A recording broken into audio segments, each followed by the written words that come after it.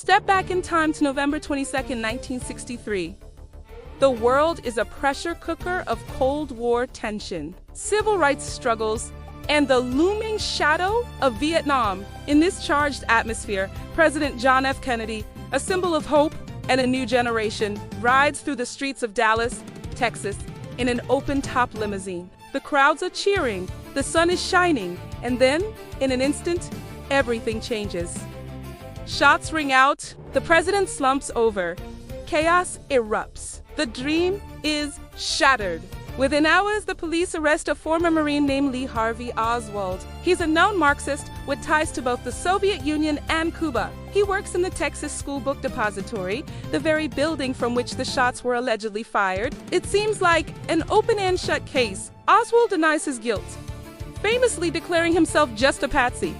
But before he can ever stand trial, he too is gunned down on live television by a nightclub owner named Jack Ruby.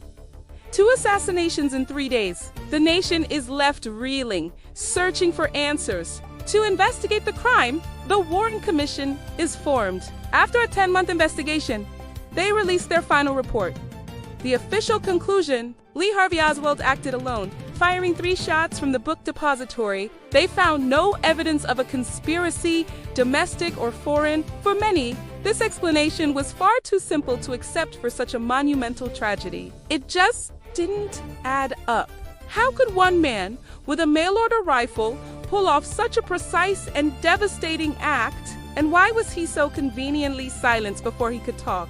These lingering questions have fueled decades of debate and spawned countless theories. Was it the mafia seeking revenge for the Kennedy administration's crackdown on organized crime? Was it the CIA angry over the Bay of Pigs fiasco? Could it have been Vice President Lyndon B. Johnson seeking to take the presidency for himself? Or maybe Fidel Castro retaliating for assassination attempts on his own life?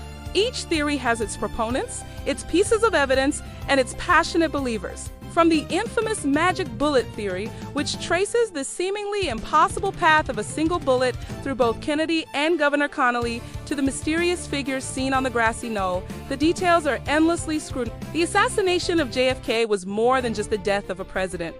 It was a turning point for America. It marked the end of an era of innocence and ushered in a deep, lasting distrust of government and official narratives. People started to believe that powerful, shadowy forces were operating behind the scenes, manipulating events for their own gain. The secrecy surrounding government files, the conflicting witness testimonies, and the bizarre string of deaths of those connected to the case have only deepened the mystery. Even today, with many documents declassified, the complete truth remains elusive, hidden in a maze of contradictions and unanswered questions. The Dallas motorcade became a crime scene that stretches across all of history, leaving a scar on the American psyche that has never truly healed. What really happened that day in Dallas? We may never know for sure. And that is perhaps the most unsettling fact of all. Thanks for watching, and be sure to subscribe for more deep dives into history's greatest mysteries.